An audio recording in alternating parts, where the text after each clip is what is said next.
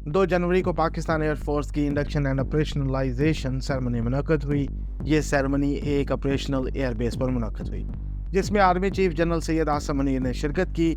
J-10 तैयारों की Pakistan air force में शामिल करने की तकरीब से खिताब करते हुए एयर चीफ ज़हीर अहमद बाबर ने यह बताया कि पाकिस्तान एयरफोर्स जल्द ही J-31 तैयारों को खरीदने जा रही है और बहुत जल्द ये 5th जनरेशन के जंगी तैयारे पाकिस्तान एयरफोर्स का हिस्सा होंगे। आखिर J-31 तैयारे हैं क्या और पाकिस्तान के लिए इनकी अहमियत क्या होगी? अस्सलाम वालेकुम, मैं हूं आपका दोस्त मोहम्मद मुज़म्मिल इदरीस। आपकी मोहब्बतों का बेइंतहा शुक्रिया। आपसे गुजारिश है कि मेरे YouTube चैनल को सब्सक्राइब करें, वीडियो को लाइक करें और कमेंट करें। इस वीडियो को 3 हिस्सों में तकसीम करते हैं और पहले हिस्से में बात करेंगे J-31 की साख्त और ऑपरेशनल स्पेक्स के बारे में। दूसरे हिस्से में इन तैयारों की पाकिस्तान एयरफोर्स के लिए अहमियत पर बात करेंगे और आखिर में बात करेंगे कि क्या पाकिस्तान को इस तरह के महंगे दफाई सौदे जेब देते हैं।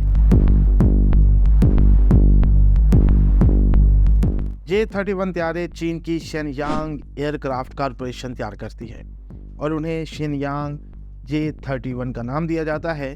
चीन इन तैयारों के बारे में ज़्यादा मालूमात पब्लिक नहीं करता, लेकिन जो मालूमात उसने शेयर की हैं उनके मुताबिक ये तैयारे स्टील्थ टेक्नोलॉजी से लैस हैं। स्टील्थ टेक्नोलॉजी से लैस का मतलब ये है कि ये तैयारे रडार पर नज़र नहीं आते। इन तैयारों का टेक ऑफ वज़न 25,000 किलोग्राम था, जो अब बढ़ाकर 28,000 किलोग्राम कर दिया गया है। इसके अलावा शेनयांग एयरक्राफ्ट कॉरपोरेशन ने इस बात की तस्दीक भी की है कि J-31 तैयारों को WS-13 इंजन से WS-19 इंजन पर अपग्रेड किया गया है। WS-19 इंजन WS-13 इंजन से 12 टन ज़्यादा थ्रस्ट प्रोड्यूस करते हैं। माहिरीन का कहना है कि इस तैयारे की साख्त को देखकर ऐसा लगता है कि इसे कैरियर बेस फाइटर के तौर पर डिज़ाइन किया गया है। इसके अलावा इन तैयारों को अमेरिका के F-31 से कंपेयर भी किया जाता है। J-31 तैयारों में 2 इंटरनल वेपन बे होते हैं और हर एक बे मीडियम रेंज मिसाइलों को सिक्योर करने के लिए कैपेबल है। इसके अलावा इनके अंदर एक पायलट की जगह होती है और इनकी लंबाई तकरीबन 56 फुट 9 इंच है। इनके परों का फैलाव 37 फुट 9 इंच है और इनकी हाइट 15 फुट 9 इंच है। J-31 तैयारों में परों का एरिया 540 स्क्वायर फुट है। इस तैयारे में 2 पावर प्लांट्स हैं, दोनों WS-19 after burning turbo fans.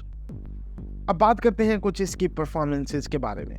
इसकी हाई एल्टीट्यूड पर ज़्यादा से ज़्यादा स्पीड 1.8 माक है और सी लेवल पर 1.14 माक है।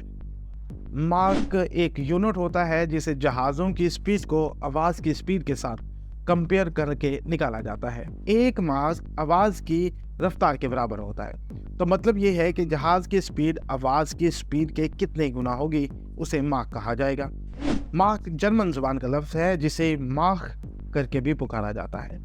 खैर, वापस आते हैं J-31 की परफॉर्मेंसेस की तरफ।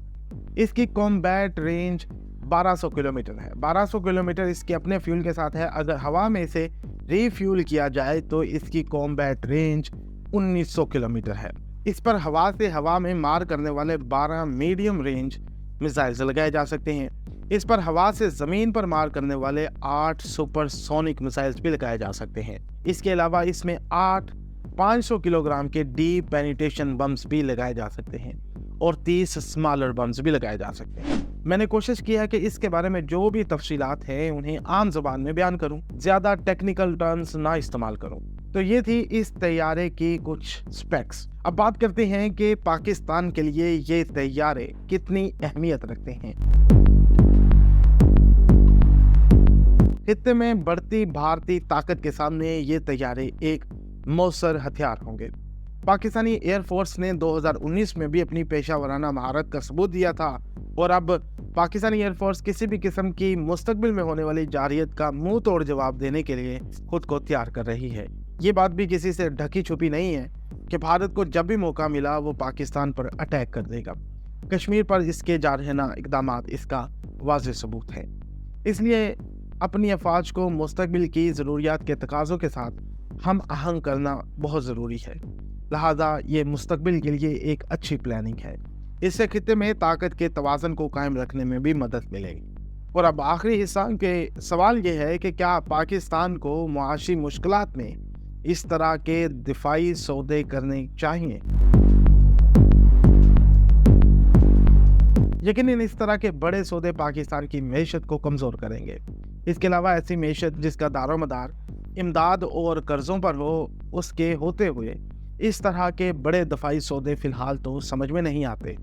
کمزور معیشت کے ہوتے ہوئے آپ اپنے دفاع کو مضبوط نہیں بنا سکتے، کیونکہ جب آپ نے دوسرے ممالک سے امداد ہی حاصل کرنی ہے یا قرضے ہی حاصل کرنے ہیں تو آپ کو بہت سارے اپنے دفاعی مفادات ترک کرنا پڑتے ہیں قرضوں کے لیے اور امداد کے لیے۔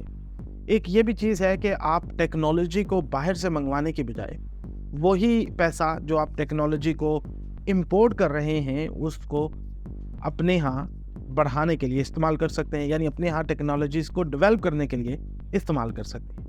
اس کی مثال کوریا، چین اور ترکی جیسے ممالک سے لی جا سکتی ہے کہ کس طرح انہوں نے اپنے ہی ملک میں ٹیکنالوجی کو امپروو کیا، بڑھایا اور ڈیولپ کیا۔ ترکی نے تو اس قدر اپنی ٹیکنالوجی کو بنا لیا کہ اب وہ اپنے ہتھیار ایکسپورٹ کر رہا ہے۔ خود پاکستان بھی اس کے ساتھ خان طیاروں پر کام کر رہا ہے۔ کبھی ان خان طیاروں کے بارے میں بھی معلوماتی ویڈیو آپ کے ساتھ شیئر کروں گا۔ تو اب سوال یہی ہے کہ کیا پاکستان کو واقعہ ہی یہ J-31 طیارے خریدنے چاہیے یا نہیں؟ آپ کی کیا رائے ہے؟ آپ نیچے کمنٹ سیکشن میں بتا سکتے ہیں۔ مجھے دیجیے اجازت، اللہ نے کے بعد۔